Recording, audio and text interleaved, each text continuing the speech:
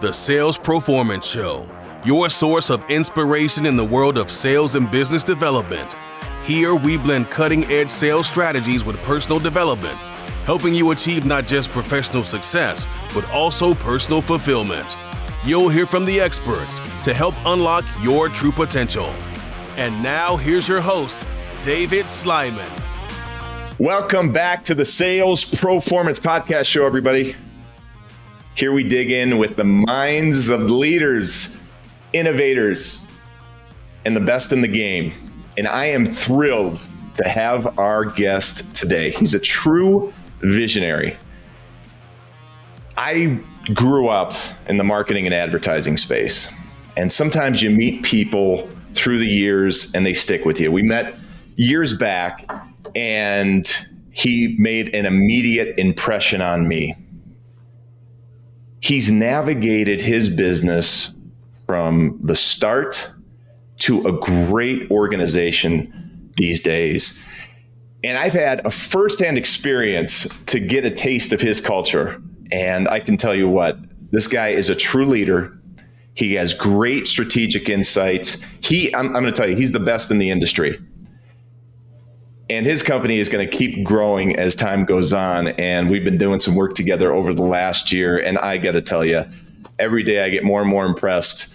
And I'm super excited to have him on the show. So Alan Worley, thank you for being on the Sales Proformance Podcast Show. David, it's my honor. I mean, you saying all those nice things. I was waiting for someone else to enter the room. But no, it's great to be here, and I am looking forward to spending a few minutes with you. Yeah, it's going to be great, man. It's going to be great. So listen, Alan, for our listeners out there, okay, if you're somebody who's running an organization, if you're somebody who's thinking about running an organization or starting a company, this is going to be the podcast for them for sure. And we're going to talk about sales, how you started. We're going to talk about the ideas of how you put together a great organization and you build that over time, because you started like I did. You started this company from scratch on your own. And I want you just to give everybody a little bit of insight about your companies right now. And then I want to backtrack a little bit of how you got started. Yeah, sure. So the companies, David, the way they are now, we have Money Pages, which is the flagship company. Yes. And it's a magazine that we publish, we print, and mail to over 1 million homes a month. And we started franchising that company 10 years ago. And also 10 years ago, we expanded into the digital space and created a company called 3D Digital, which the 3D stand for Define, Design, and Deliver, which I can get into more. But yeah, it's a multimedia company now. It's great. That's great. So let's back up. Okay. Let's go 20 years back, right? I think it's 20 years, right? The early days. Yeah, the early days. How did you start your company and the birth of everything going on today? How did it all start? So it's been a journey, and it started with amazing support and encouragement from my wife, for starters. I've always wanted to be in business for myself. I mean, even back in the days, I might have shared this with you before, but back in the days, even in high school, I'd sell like blow pops around the school campus so I could make some coins here and there. But it started out seeing a need in the market because I was in radio. And I was working for two of the largest stations in the market, Rock 105 and WAPE. And I really saw an opportunity to help local businesses in a way that radio couldn't at the time, because I was selling them nights and weekend schedules. And that's all the money that they had to invest in radio. So I saw this as a way of, if we could have a controlled message that's sent out to the homes and be able to show an ROI, that I think there could be an opportunity. And in the market at the time, there was one other publication, and I was selling against so many different radio stations. I'm like, selling against one magazine's really nothing.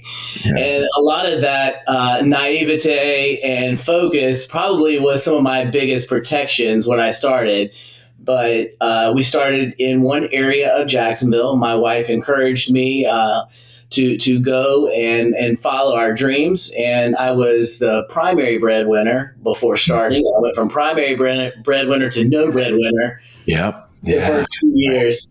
And then during that time, we were able to maintain. My wife was still at the radio station, so everything she touched turned to gold. And Kristen was able to retire 4 years after we launched, by the time we were able to grow. But I started with me and two salespeople. You and two salespeople. I was a believer in multiplying my time and in the streets, and I wanted to be that leader. So it was me and two salespeople right out of the gate, and we had outsourced everything else at that point. Yeah. So Money Pages out of Jacksonville. That's where it all started, right? And you put it all on the line. I mean, you put it all on the line. We did. We refinanced our house, and we margined what little stocks we had at that time, and our savings. We were able to borrow some money from family, which was nice. But yeah, we did. We didn't look back at all.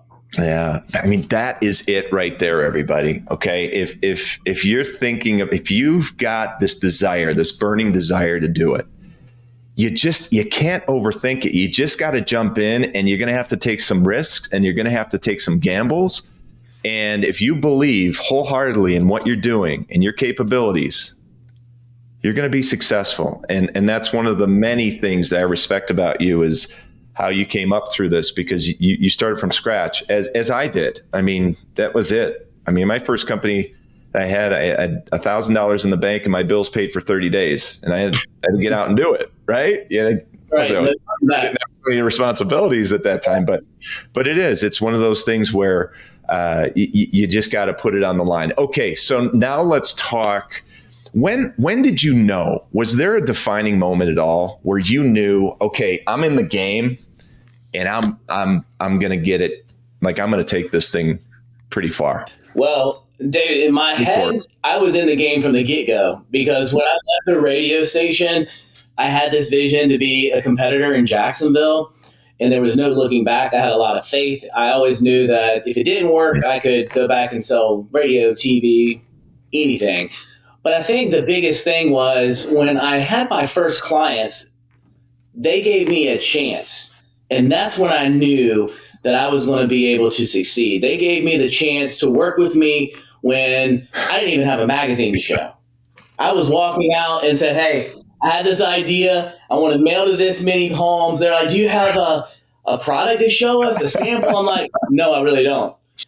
And I need to have your money up front because I needed to pay postage and print because I didn't have any terms or anything like that. And I had some pretty big players. I mean, compared to what it looks like today in size, the size of it felt more like a comic book. But the players that were in the magazine back then, I mean, I had Lee's Chicken, Dunkin' Donuts, one of the music studios, Hooters.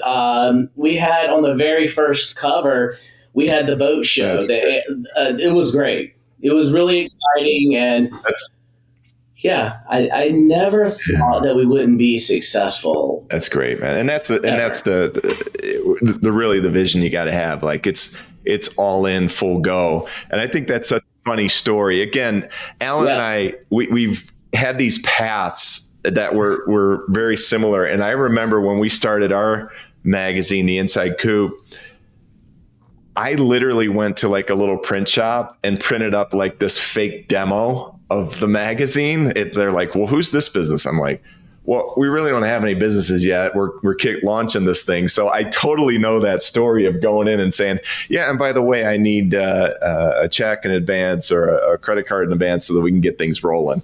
But what a funny story. I got one for you, though. Did you do this? When I went out to show the proofs, and I laugh about this today, I went and printed proofs on Kodak paper because I did not want to sacrifice quality. And I wanted my clients to know that they were dealing with someone that was first class. So I went around every month for a while and had prints Oh man, on funny Kodak stories. paper. It's just all that stuff. It's just, there's so many of them. And I remember putting it on like 100-pound paper so it would look better, right? All that kind of stuff. But yeah, you had to go out and you did it, right? You did it. And I had at that time I was living in Phoenix, right? So I had the great idea of launching our first publication in September. So I was selling during July and August in Phoenix to get our first publication going. And you're talking 110 degrees and monsoons and hot. So it's funny. But all right. So now the company's up and going. And when is that point where you transitioned from, selling and moving into the CEO chair? Like, when was that time? And I know it's a transition because there's times where you're still doing selling and you're still the CEO, but where you really started moving into that CEO chair consistently. I would say for the longest time, I have done every position in the company with the exception of design. So I've never been a designer. I know what I like and I know the outcome I want, but I was in the field doing an account list or managing an account list probably for the first 7 years. 7 years. I held the largest account list and managed the company probably for that first 7 or 8 years, I would say. And then I hired a sales manager, which was a big deal to me because it's the first time that I had to bring on someone that was a very large investment. And I would say a pretty big risk for me as well, but a very large investment in someone that was not an income producing position. So we all of our account managers are 100% commission. So if they're good, they're able to grow, and they've continued to grow. And we have amazing tenure with our company now. I mean, I have some 20-year veterans. I have 17, a lot over a decade. But when I brought on that first sales manager, that was a big deal for me to relinquish the power, if you will, of the sales team and empower that individual to grow the company and to grow the sales team, and then also to grow my account list. So I was able to take my account list at the time and distribute it amongst the other reps that we had so I could focus on running the company. I've always wanted the company to be larger than me, always, from day one. So I wanted to focus more time and attention on working on the company instead of in the company. And so that was where it started.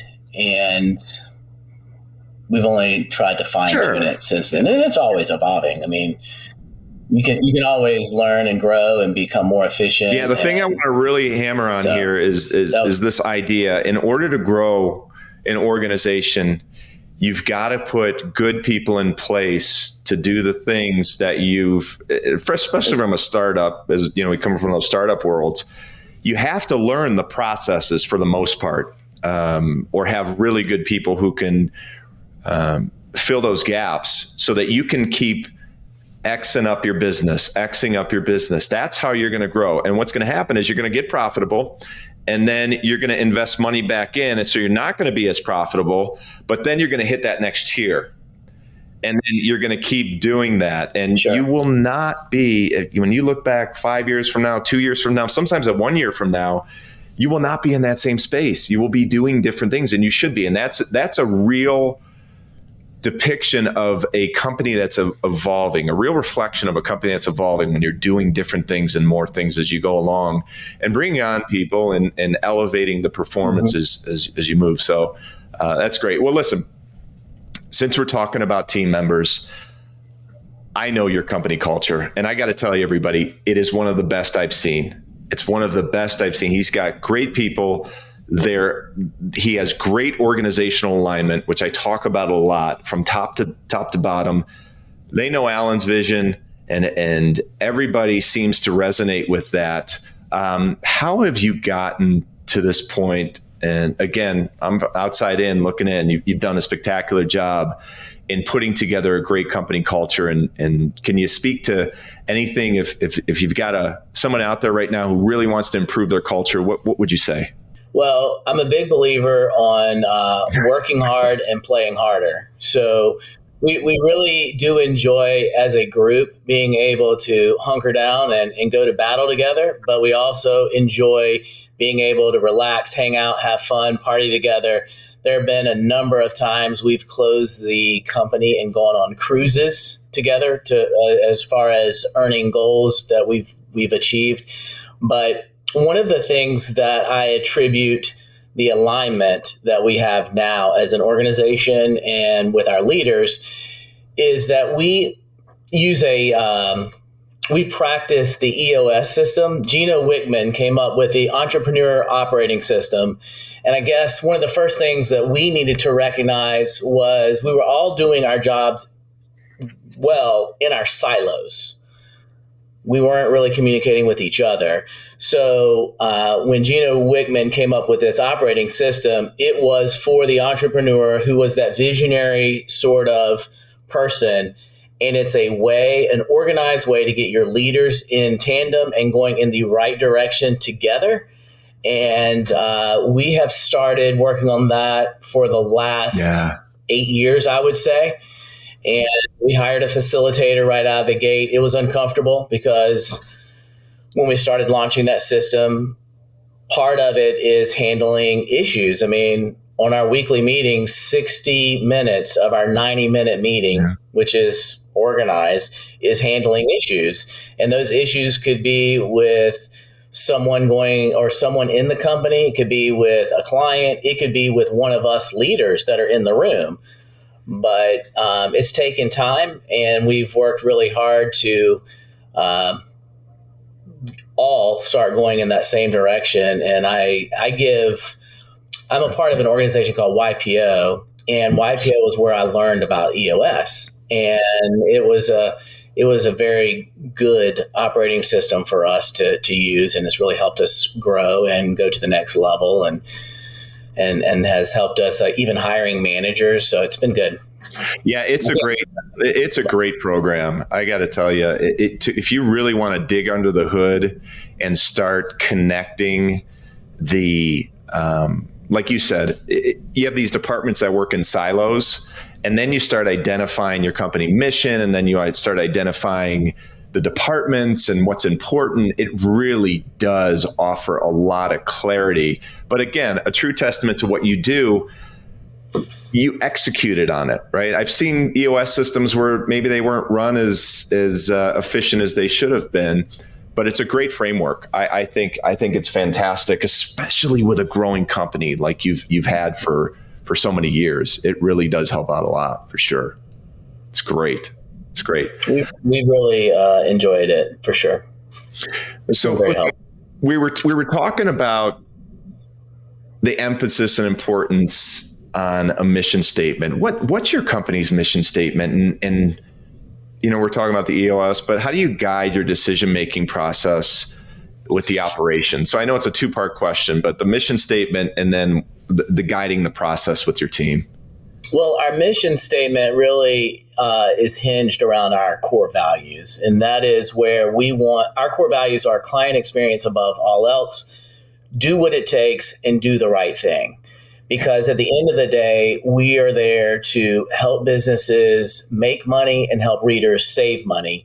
And we hinge all of our decision, hiring, who to work with, who not to work with, all going back to our core values. Great. That is key. And then on the operations side, again, when making decisions, I know you spend a lot of time with your teams, getting them involved in that. One, probably, I don't want to assume anything, but can you speak to that a little bit in making sure that you're keeping your teams in line and also hearing them out as well? So that goes back to our weekly meetings. Part of what we do as a leadership team is we come together once a week and we put our title hats on the center of the table, and we're all there as a board, if you will. And our goal is to be able to handle issues within the company with a unified approach. I mean, at the end of the day, I still have to bless and endorse it, but in these meetings, Dave, they can even call me out. Like if there's someone that had an issue with me, they could call me out. We could talk through it, which it took me a long time to get there, but it has been great. So then when you make decisions, you know that we're all in alignment. So when you're taking those back to the individual departments, our departments know that that decision's been thought about, vetted, endorsed, and no one's on a different page other than and a clear execution plan, right? I mean, arm the team, direct the team, and everybody's aligned on what the mission is. And I think that, again, that's a big testament to what you've done, taking the extra steps and really align your team on the direction of what really needs to happen. And again, great team down there. So let's talk about the franchising side. Okay. You know, we had a guest on last week or a couple weeks ago talking about the franchise world. I know that franchising is we've talked about this, we're working together on it, but the franchising side of the business, expanding that. Can you tell us a little bit about the background and where you are and what the vision is ahead? So the background was we saw an opportunity to expand. And we didn't know exactly how to do that at the time because we started in Jacksonville and then we expanded out into the whole city of Jacksonville, then to surrounding cities of Jacksonville. And it got to the point that I had the option of either getting other people involved or having to go get corporate money or backing somehow, some way. Yeah. And we started out with a licensing piece. So we started out licensing and really kind of learned along the way that was an efficient way for us to start. But it took money and time to build our franchise system. And so we were to a point in our company that we could invest the resources to do that. And then we expanded into Daytona Ormond Beach area was our very first franchise 10 years ago. And we thought it would be great to get people involved that had some skin in the game because you just hire employees, you never know. And especially if you hire someone that is an hour or two away from you, you can burn through cash really quickly and not even realize it until it's too late. So the one thing we wanted to do was similar to how we help businesses grow.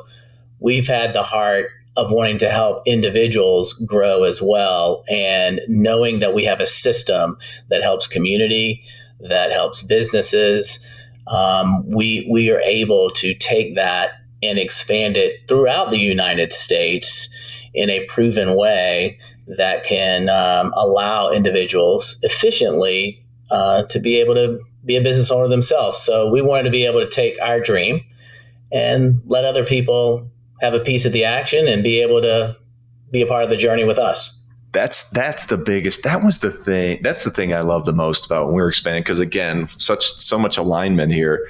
We were expanding on the franchise side, and I truly enjoyed business coaching and helping people develop. And also, listen, when you create a system like you have, you want to share it, right? I mean, you want to put that in place because you know the space, you know the industry, and you could recognize when people are successful. And I think one of those things that always stuck with me was the thing that was the most gratifying to me was actually business coaching and then seeing the results come to fruition.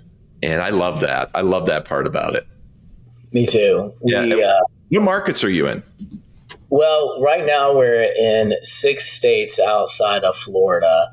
We're all on the East Coast at the moment. So we have 14 units outside of corporate, and we're working with our oldest franchise is 10 years old, the Grindles. Yeah. And a really neat story about those guys. Don Grindle was looking to buy a franchise, and my financial advisor at the time knew about Don. And so he introduced Don to me, but we were not 100% finished with our franchising documents yet. Okay. Yeah. Well, just in general, it wasn't, it just wasn't a complete package to offer. Gotcha. And Don held and waited for us to finish because he knew that he wanted to join forces with us. And at the moment, he had retired out of corporate America. He had a younger son that he wanted to get into the business who had zero sales experience at the time. Yeah. And they have grown that company to now, and they're in 4 cities. They started in Ormond. Now they're in Daytona, New Smyrna, in Port Orange, and continuing to grow. So it's been really exciting. And Walker, at the time when he started, was single. Now he's married, multiple children, owns a home. He's rocking and it makes me so happy. And this past year, we celebrated their 10-year anniversary with a party down there for them. And they had a lot of the city leaders come, including the mayor.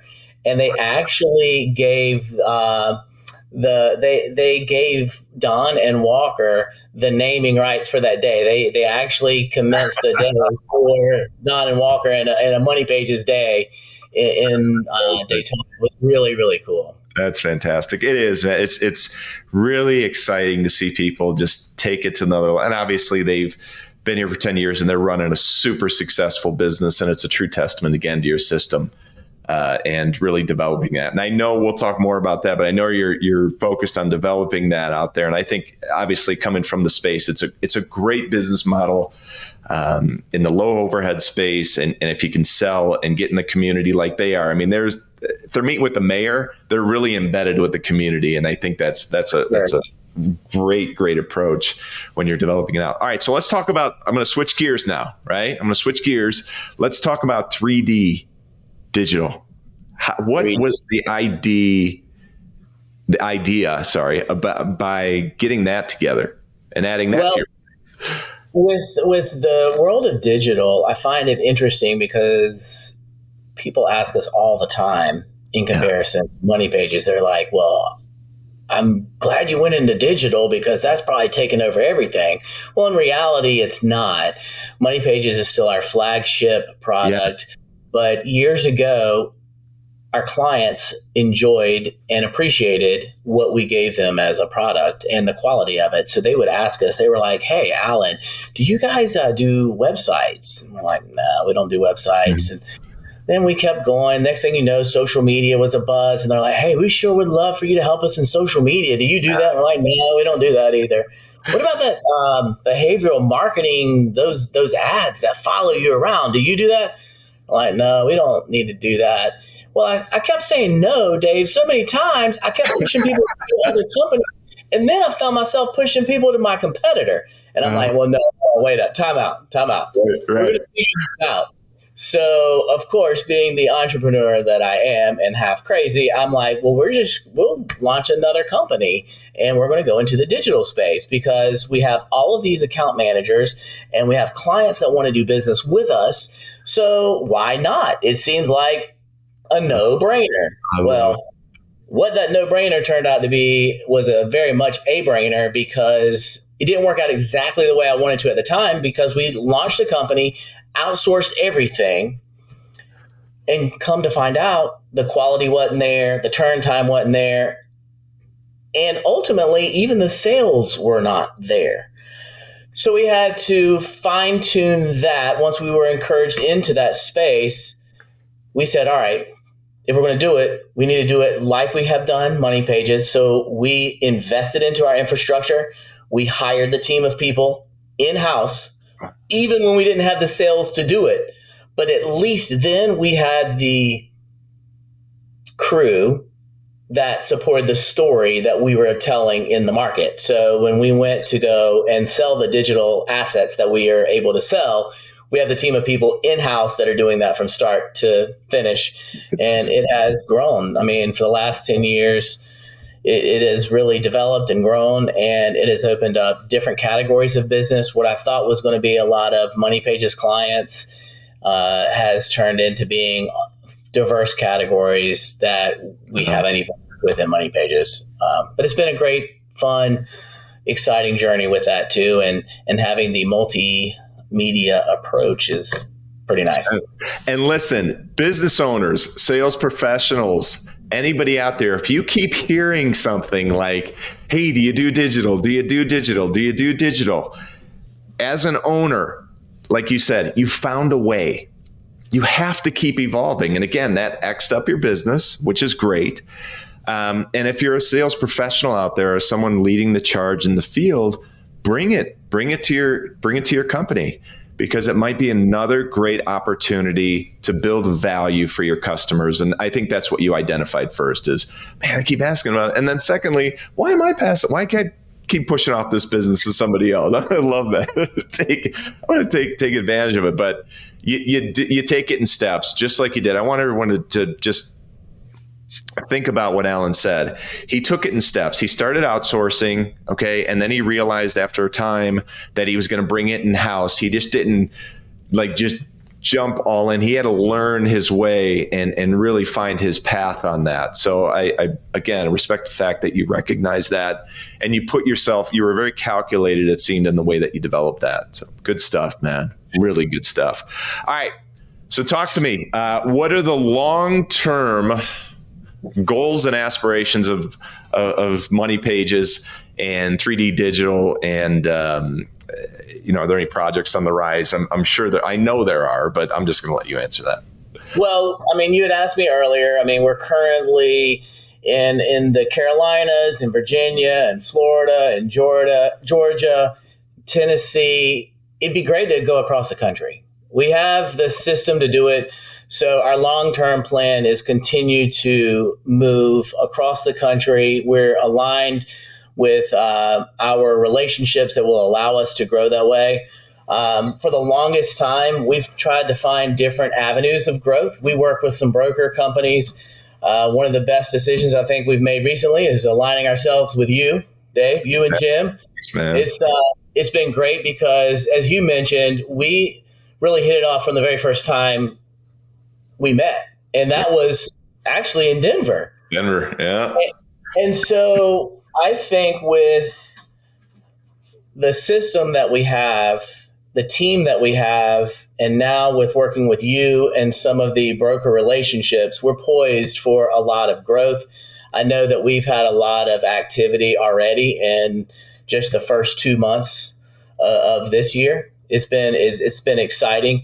And now with having 3D as also part of the mix, we've kind of worked out the kinks in being able to offer that multiple revenue streams for our franchisees to offer not only the publication that's directly mailed, but all of the other digital assets as well, which included the behavioral marketing and social media management and all of those good things.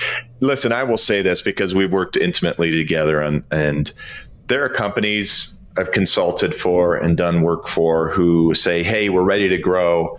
And all of a sudden, we get sales going and they can't manage what they have. You've done it the right way. Foundationally, you are ready to grow. You've done a great job growing the business, but you're right. Nationally, across the country, there is no question in my mind that you and your team have set up this company so well that you are ready to move to the next level. And I'm excited to work with you on that. And it's been great. It's been great. So I'm excited to see how this all falls together. We are too. Yeah. All right, listen, I want to touch on this too, because I think it's really important. When you're successful, you have to give back. And I know that you do that for the community of Jacksonville. You're very involved. Again, you take the time to do this, and it's important to be, as a leader, to give back to your community. Can you talk a little bit about some of the things you do?